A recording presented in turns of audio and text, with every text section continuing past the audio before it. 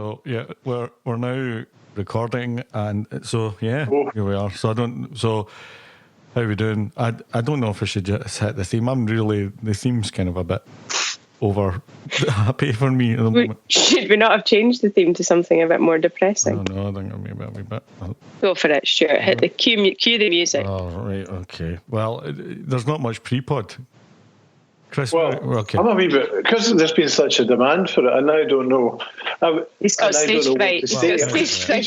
Normally I do this, disruptive, a wee slurp of your tea. A slurp of the tea or a crunch of my biscuit, but I haven't got any of it. Well, Chris, all I can see is Stuart's Empire Strikes Back posters in the background, which means we can only be at our houses.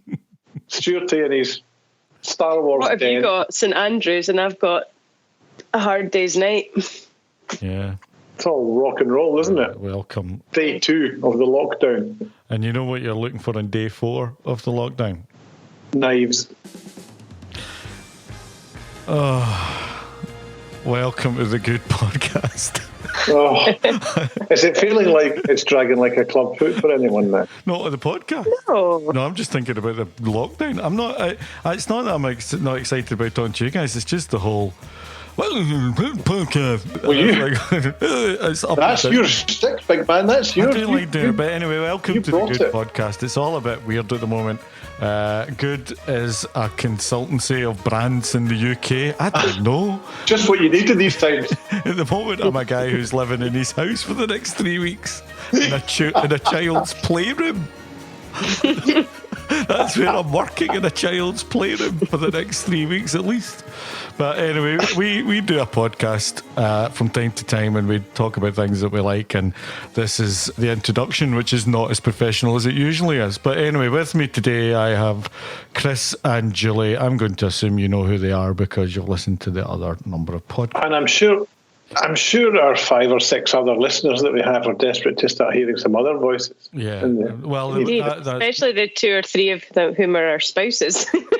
Do you think most podcast listeners podcast creators have a listener base of more than 50% family members? We've got to start somewhere. So what are we talking about today, Stuart? Are we going to talk about the world of branding is faring in these difficult times? I think the first thing is shit show is probably the best description. Yeah. So the last time we talked, which was last Tuesday. Thursday. No, it was Tuesday because everybody went home. Yeah, but I think it came out Thursday. But last Tuesday, we'd sent everybody home. That's right. We hadn't quite heard what was going on with the Chancellor. I can't remember. It was only a week ago. It's been about 3 budgets ago. Monday night we had the announcement that it was, if at all possible, then people were advised to work from home, and that was when the kind of official social distancing guidelines came in, and things were getting ramped up a little bit. So we sent people home after the company meeting on Tuesday with all their kit and various bits and bobs. A few of us were in the office last week, but then wrapped up on Friday. And everyone is now set up and at home on day 2 of lockdown, stage 2. Yeah. And so how are we, a week on, how are we feeling? Not the bottom hasn't fell out of everything yet, but it's a bit of a leaky ship. So it's not completely sank yet. No, that's not true. How are we feeling? Well, I think team-wise, we've had a couple of follow-up conversations with the team since we initially spoke to them kind of a week past Friday about there's a number of scenarios that we're planning for at the moment, and we're not there yet, but we're kind of trying to be transparent and honest with our thinking on it, which I think they appreciated at that point. And there've been a number of follow-up conversations subsequent to that, which have got marginally tougher, and looking at reconciling our revenues with our overhead and all the various options, and keeping abreast of what the Chancellor's been offering in the way of business support and funding support and all that kind of stuff. So it's been mental trying to work out these, crunch all the numbers. But I think it's a mixture. It's a mixture of feeling really positive about the team because their response to all of the conversations we've had with them, I would say, has been fantastic, actually. Everyone's been both personally and professionally really supportive, I would say. And they're just kind of getting on with it, as we all are. business-wise, it's just still really, really uncertain. I think it's still too early to tell how things are going to shape up over the next few months. So we're just doing what we can to shore it up as much as we can and be as agile as we need to be to respond to it. Chris, you got anything to add to that? Well, I just think, it's without doubt. Last week was the strangest, weirdest, hardest, the most humbling week in the 16 years of running the business. And things changed so quickly. It was a roller coaster from an emotional point of view as well. But Jules is right. I think that it's really inspiring and rewarding to well, firstly, it's really difficult to gather everyone in a room, but in a virtual room, and tell them that we don't know where the work's coming from, and we're going to have to collectively take a cut. But then it's really so that's really humbling, and then it's really kind of inspiring, as Jules said, the way people kind of react to that. And then on the back of that, we were, at the end of the last week, we were kind of looking at some of the new business stuff, and there's some interesting things happening. So it's weird. It's really weird, and it's surreal. And then added to that, last night we get the lockdown thing, and it's just like bizarre. So yeah, I don't know where we are, but we are somewhere, and tomorrow we'll be somewhere else, and then the day after we'll be somewhere else again, and you get a wee bit more clarity, I think, the days go on, hopefully. I've been quite enjoying it. What about you? Me, it was. I mean, obviously, I'm not as close to. Apart from being locked in a child's playroom. Yeah. I think the interesting thing is the practical matter of fact things. Whereas I had a content workshop this week that I was running, that normally would be in a room, and you can see the whites of their eyes just before they fall asleep, and trying to keep the clients, engaged and everything else. But then what we've done is that session is now being split into 3 1-hour sessions. And you're running through the presentation, but you don't have that interactivity. So you're stopping at the end of every fourth slide and went, what do we think of that? And has anybody got any thoughts? Because you're trying to keep people engaged and pushed over. And was it a video call or was it a conference call? Yeah. Well, it's a video call, but you're showing slides. You're kind of walking through. You're trying to go through. Of course, yes. You can't really see what's going on. And also, and this is a really interesting thing, the client came onto the conference call, and I don't blame them, because but it'll be interesting to see how this changes. They came onto the conference call with all their video cameras off. And it was a bit odd because some of the people I hadn't met before. And so and we've had the experience of this, Julie, when you're doing pitches over conference calls, and you're really just talking to yourself. And as much as I love that, because I love... I make so much. It's a good point about the new etiquette, isn't it? Yeah, the new one. And my etiquette wasn't ready because I was nervous because I hadn't done this before over in this manner in a conference call. And what was quite weird was I wanted to say, "Can you just all turn on your cameras, please?" But I didn't have. But I was so focused on making sure that the delivery of what I was trying to do was there. Didn't have the balls to do it, did you? I didn't have the balls. Well, I didn't have the balls because I didn't have the balls to do the presentation, but it was fine. It was good. The client was very warm at the end of it. And there. Appreciative. Yeah, it was good. The thing is, it's hard enough with these. If you remember going, well, as things changed and as our client base changed, when presentations changed a lot from face-to-face sitting in a room to then delivering presentations on conference call, at least in those situations, you still have your own team in the room. So there's still a sense of support in that you're not literally sitting by yourself in a room presenting to a telephone, whereas now that's a step on from that again with everybody in their own space. It's even harder. It's quite a big sort of workplace experiment we've placed it, hasn't it? With the technology with Teams and Hangouts and stuff. I think the tech is now, I'm sitting here, we're doing this in 3 locations and we're looking at each other like we would if we were in the office. The question was going to be, are we going to convert to this stuff? And is that going to shift business working practices? I don't know. It's interesting. No. I think we'll select. I mean, good. Thanks for coming. Good. What was trying to pose something to go back to interesting? To go back to your point, Julie, just for a second. What was really reassuring being on the call yesterday was that we had Lauren, Maddie, Florence, and Nikki from our team on the call, And that really did help. I mean, because it was one of my usual, we start, and especially in that kind of format on a conference call, I started and moved on. But they were really good at just being, it was just knowing that they were there was just really reassuring. And I thanked them at the end of it because they were great. And when I said, does everybody get that? It was their 4 voices. I'm pretty sure they just went, yeah. But it was good. At least they were kind of feeding back. Still 4 voices. And they were really good. And it was nice to have them. So that kind of sense of making sure that you did have a team there was as important as ever. So yes, thank you to the guys. Thanks, guys. But I think for a lot of businesses, it will, change the way that they approach their kind of day-to-day working practices. I do still feel that in our business, because so much of the energy that is involved in the creative process comes from being part of a team that are in one physical space, that I think it's really hard to replace that. But that's not to say that that we couldn't potentially adopt much more than we do at the moment, more of a flexible working from home when you need to policy. We have that policy in place, but not many people do it, really. Whereas, and I'm going to jump in and build on that point, because enhance it. I'm not going to be sarcastic. I'm going to enhance it, because it's interesting you say that. I was talking to Paddy earlier. I was doing a wee call round to see how people were doing, and everyone was great. But Paddy made a point, just that point that you just said, which was, in the studio, in the creative space, it's really important to have people close to bounce quick stuff off mic next to them, or have a look at this. How does this look and feel?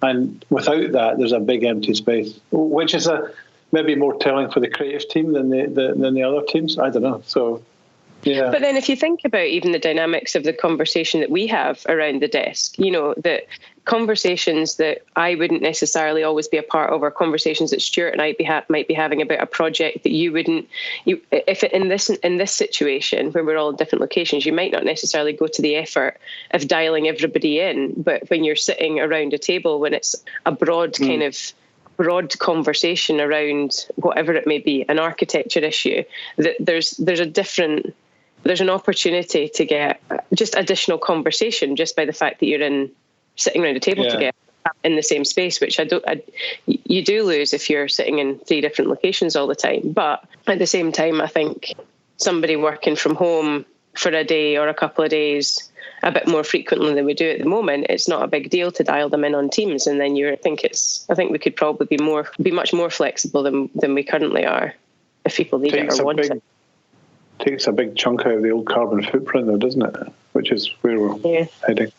I know. Look at the Venice canals; those beautiful blue canals that have got fishies back in them and everything. See, the only problem I've got with that is I'm telling you, there's going to be some idiot out there who says, "Well, 1 month of not doing stuff and the world's fixing itself." That's what I'm worried about. I'm worried about the idiot that uses this as evidence that, all we need to do is turn it off for 6 weeks and everything's better. So obviously it's a good thing, but I just go, there he is, the madman going. You mean an idiot that doesn't get the economic argument? But... So the world of branding, I had some thoughts about what had happened in the last few days. Chris, what? Branded comms. Yeah, because there's been a lot of it. I mean, I don't know about you, but I don't know if I could stomach another email or message from an organisation that I barely know, asking if I need advice or to join a webinar to work out my way through the COVID-19 challenges, from insurance companies and government agencies to even other creative agencies and TV companies and clothing companies saying, hey, do you need some help? No. And we were talking about this earlier, weren't we, about just there being far too much comms, people needing to fill a space and say something. When in actual fact, maybe just saying nothing is probably good enough.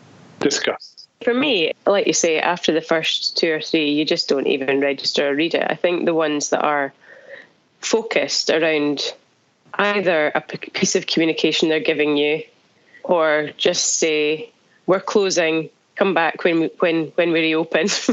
Do you know what I mean? Super functional. Or if I think some of the banks have done it reasonably well to say, here's what you need to know. If you've had a reduction in salary or you've lost your job, then here's what we can do to help you with your mortgage over the next few months. And if you're a small business, here's an area you can go to. That was I'm with HSBC, and they were quite useful. But I would agree. I think the other plethora of just completely or largely irrelevant information that you don't it's care either about them trying to help, or you get the other messages which are just tone-deaf selling messages. I got one earlier today asking if I wanted to buy Voss water to celebrate the Dwayne Johnson partnership. I don't know about you guys, but I've been waiting for that to drop because I can't think about anything else. I do quite like Voss overpriced water endorsed by a superhero. But I mean, that you're seeing it all over. For whatever reason, I've been on LinkedIn a lot, and you're seeing it all over.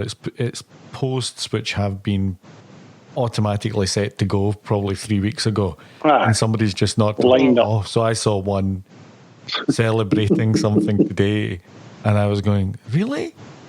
And this is where it goes back to our very first podcast. Remember that about 6 years ago, and which is about 3 days ago, which is about the values, the brand values. Because as soon as you look at it, you're kind of going. And you said that, Julie, the word that you said, which I pick up on, is useful. And is it really useful for some of these brands to be doing what they're doing? And it just doesn't. So we got an email from the Halifax is Our Mortgage, and that is a tier 1 brand message. That is the most useful cut through that you're getting just now. And I'm going, and it was, we're not applying for it yet. We're waiting to see what happens, but we're kind of going, well, we know it's there. Thank you, brand, for thinking about us. As you kind of get down the line to here is, have a look at our great range of valves, and you're going, are you having a laugh? Are you kidding me on now? And I think we came off a call, and it's like, actually, the safest thing is to say nothing. And also, Chris, to something that you said in that call, which I think is absolutely right. There's a lot of PR that needs to be. It becomes a PR issue about the messaging that you're putting out. Does it look like you don't care? Does it look exploitative of the situation? And there's some people that can just say nothing. And there's a guy I know who runs an SEO agency, and he put a message out on LinkedIn saying, "Look, I'm here to help to just look after you for a wee while." And I went, "Fair play to you. Good, okay." And it was that short, and it was like, just drop me a line and I'll see what I can do. Brilliant, okay. And that was that. I went, that's pretty well, I watched the first 10 minutes of a webinar this morning and gave up. It was an hour, right? And the first 10 minutes of it, it was from a company. I'm not going to say who it was, but they spent the first 10 minutes recapping on how we'd got to where we are with the COVID crisis, as if I need that from them.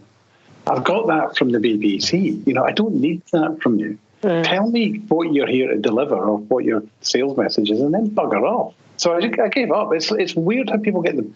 They think they're there in a different capacity. It's like, about delivering and who it's for and why you're doing it. It's the same principles in times of bloody war, famine, COVID-19. It's the same principles that apply. It doesn't matter what message you're spinning. Think about it. It's unbelievable. Anyway. I agree. I think that there's no shortage of brands that feel like they have to have an opinion on a global crisis that actually we're not interested in their opinion on it or their information or their view on it. It's, tell me, is my insurance policy still there? Is my whatever coffee shop closed? Is my mortgage secure? Whatever it may be, whatever level of message it is, and then leave the opinion to the experts. That old thing of overestimating the role they play in your life as a customer. Yeah. No. Cheery stuff today, isn't it? Jesus. I know. The one thing we're not doing this week is normally at the end of the last week of the month, we send out the good email. But the thought of sending out an email about how to sort out brand architecture just didn't seem remotely right. It just went. So we're going to send it. Probably wouldn't land very well. Because, people are wondering, are their business going to survive if they have a job and then they're there? So we're going to send out a little email just to say, keep safe and we're here if you need us and, give us a call. But we're not going to say, but here's some gold for you to kind of have a look at while you're sitting in a child's playroom wishing you were back at work. So we're not doing it, and I just don't think it would be right. It just doesn't feel right. And every day it gets a little bit less right to seem to be doing stuff. I mean, even a week ago it didn't seem as... It was bad, but I mean, it didn't feel like this. And, who knows where we're going to be in 2 weeks' time, and hopefully we've flattened the curve a little bit, but it's all a bit there. But What should you do? Do you just decide that you're not going to do any more marketing or branding, or is there anything that you feel that you should do? We were having a wee chat about this earlier, weren't we? I think that the advice, if there is any, I suppose, is that there's difference between long and the short stuff. So I think now is an ideal time to wrestle and pick up and wrestle with that. So just for those who may not know, Chris, what is the long and short? Just a quick... Well, very... the long-term brand building activity versus shorter-term, more transactional lead gen stuff. So I think now, I know you just said we shouldn't be sending out an email about brand architecture, but if there are some strategic sort of systemic issues with brands that organizations have been pushing aside and not dealing with because there's other things to do in terms of lead gen, etc., and the here and now might be a time to pick that up and fix it and deal with it, because everyone's going to be jockeying for position when we come out the other end, and you want to be optimized and ready to go. So tactically, it would make sense to do some housekeeping around those issues if there are any. I think it's probably right to say right now, in terms of lead gen stuff, nobody's listening. People have got other issues on their minds, so it's kind of probably, I mean, this is what we were just talking about, it's probably best to suggest radio silence, unless you've got anything meaningful to say. That might sound quite harsh, but... Julie? I think it's the balance, understanding, we've got clients who have products that still need to launch, that pipelines that they still need to generate, but it's just, I think something we have seen is the tendency to, obviously, particularly in the B2B space, a lot of lead gen activity is built around key trade shows and events. And I think the immediate temptation is to say, right, how do we take those live events that are no longer happening and put them online? And I think we've seen lots of clients looking at taking some of that content and pushing it out through webinars and the like. I think it doesn't take too much before the market gets saturated with webinars. And I think so it's what we were talking about earlier was just taking, revisiting some of those objectives of that activity that was originally planned, not necessarily just making the decision to spin it up online or put it into digital space, but actually consider what were the objectives, and then revisit the brief with that in mind, and potentially reshape some of the activity, or hit pause. Don't do it for now, and look to reinvest it later or kick it off again later when things calm down a little. I think at the moment there's a lot of people that are very distracted, and I think trying to create any sort of realistic noise in a market when there's so much else going on is it's challenging at the best of times, even more so now. So I think it's getting that balance between what do you hit pause on now, how do you kind of still secure that pipeline that you need to from a kind of short-term transactional point of view, but also continue to invest in the longer-term brand building activity. It's what Mark Ritson talks about, isn't it? What about you, Stuart? What's your view from your particular specialist digital focus? Well, it is kind of housekeeping, and I think it's looking at the stuff you just don't have the time. It's brand guidelines. I mean, is there a way to? Is it brand guidelines online? But is it trying to work out a content strategy for when you're coming out the back of this?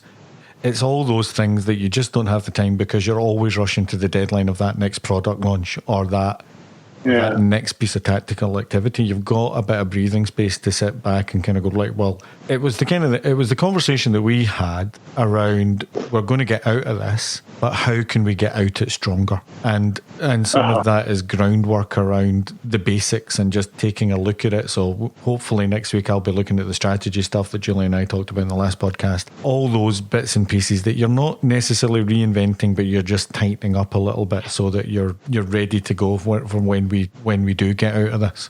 And you're not then kind of trying to reestablish everything. So that's the recommendation I've got until it feels there is a time where either this is the new normal, because at the moment it's not even the normal. We're still kind of going through it, that we can start to talk about lead gen because we are working at home and it's 3-4 months and we're just sitting in the middle of it.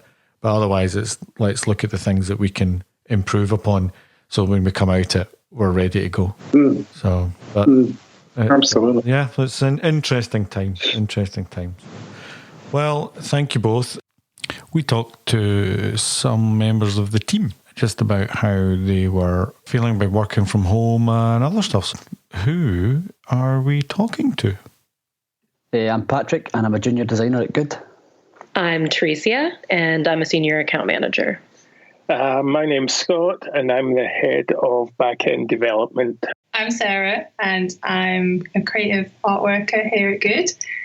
The working from home thing, how are you finding it? It's all right. It's a bit of a steep learning curve. Getting used to working in your own house is a bit of a different kind of skill set to learn. And then obviously working remotely when you're part of a wider team, that's pretty challenging, but it's getting there. It's okay. So I'd say. It's all right. It's challenging, but I think there are positives. One thing that's really nice is, I see my cat a lot. I think what's challenging is probably just not seeing normal people and being able to go out. That's just general challenges. Because I think when you're kind of sat in the same room, that can be quite hard. So it's weird because when you're in the studio, you can you can go over to the kitchen or you go out of the room to, I don't know, you just go have a wander and then you come back, there's the cafe downstairs, but you're kind of stuck in my flat's just 4 rooms really. So it's kind of strange. So in my last job, I actually worked from home on Wednesdays and Fridays. And I think I'm definitely learning that I missed it. It's interesting. I'm going between having my head in my work and being completely fine to taking my head up, having a look around and just being a bit sort of shell-shocked by the whole thing. I'm definitely missing the studio, that's for sure. And another thing is, I feel like now that I'm working from home, I just eat so much more because I'm just next to my kitchen and for some reason I'm just hungrier. I don't know why. I do also have the benefit of my setup is in a very large bay window. So I have windows on both sides of me and in front of me. And I just kind of don't feel very confined. So I think that helps a lot where my desk is. But yeah.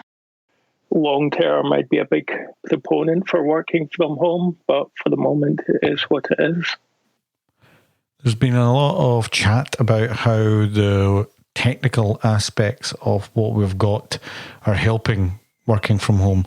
How have you felt that has helped on a day-to-day level?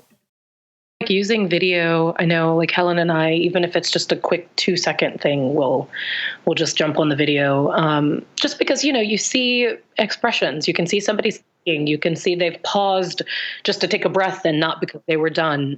And I think especially with clients, you can just get a little bit of a better feedback from them, getting to see their face and how they're reacting to certain things you're saying. So you can sit down, you can call someone, have a video chat, but turning around and, for instance, when I sit and work next to Mike, if I turn around and ask him a question, you can read their facial expression there and then, and you pick up on the kind of nuance in what they're talking just through body language and expression. So you miss that kind of side of it, and then also just the ease of shouting over to someone, hey, what are we doing for this? Or you're not having to email or wait for somebody.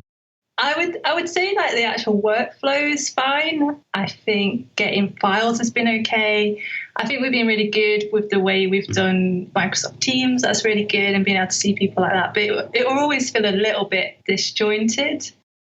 It's definitely helping. In some ways, it's even bringing, sort of our Glasgow and London studios closer together than they might be on a normal day.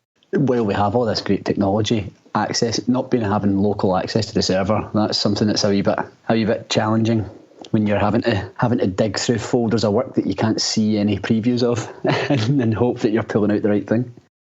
In other ways, I'm finding I've spent the best part of 10 years trying to lock down systems so that they can't be accessed from out with our studio, and that's now causing some extra difficulties, I would suppose. So with everything that's going on, and it's all very well talking about working from home and how it's affecting you, but how is the whole situation affecting you? How is what's going on in your head? How do you feel? I mean, like everyone else, just like weighed down by anxiety. But, you know, I think that's very normal in the time of Corona. I'm nervous. I've always been a little bit of a kind of news junkie. Whenever any downtime, that's what I tend to be looking at, reading, and that's probably not healthy at the moment. It's causing me to have kind of fairly significant emotional highs and lows, which I'm sure lots of people are having, but it's not things that I'm used to experiencing, and it's not the most comfortable experience, that's for sure. I don't really know how I feel. I think it's quite scary, not really knowing if everything will go back to normal. And I feel like I think there'll be positives from it, but I'm not sure exactly what they'll be. I'm hoping it's just a bit more like unity and community spirit, us looking after each other a bit more. Yeah, no, I mean, I think most folk would be lying if they said they weren't slightly worried. You know, there's a whole area of uncertainty. You know, if this is drawn out for a month, 3 months, 5 months, a year, 18 months, you know, what happens down the line? Do clients keep bringing in the work? Do budgets get freed up, or resources poured into somewhere else? So it's a question of yes to an extent, but also at the same time not really, because to sit and worry about it is just going to eat up at me, and I would rather just, you know, take it as it comes, week by week, day by day, and if it does turn around that, you know, things change, then things change. And I think that's how I'm kind of taking it, just being quite easy on myself, allow myself not to worry about it, understand it, and just work with it and deal with it, because it's ultimately we can't change it. Everything is uncertain, everything is uncharted, everything is new. I guess we'll just see. I think it's all about just taking one step at a time, and you just don't know what's going to happen next. That's the weird thing. It's a global issue. It's not just an internal issue that we have as a company. It's every single person worldwide, arguably, is sitting in the exact same boat. What happens tomorrow? What happens next week? What happens in the next month? And that is quite an interesting, as interesting as it can be. It's quite an interesting time to be alive in. I think it's unprecedented.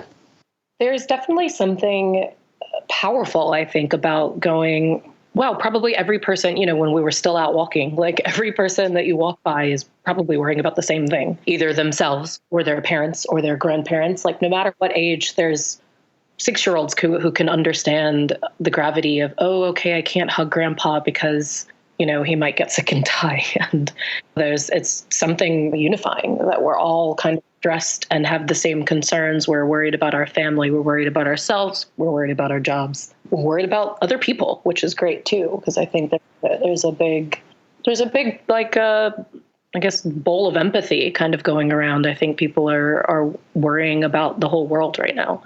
Thanks to the team for spending some time with me and having a chat about the current situation. It was really insightful, and no doubt we'll be talking to other members of the team over the next few weeks. That's it for this week's Good Roundup. Thank you for listening. Feel free to leave us a 3-star review in Apple Podcasts. That would be great. We're not expecting any higher of 3 stars after this debacle, especially the first 20 minutes. But thank you for your time. We'll be back next week. Take it easy.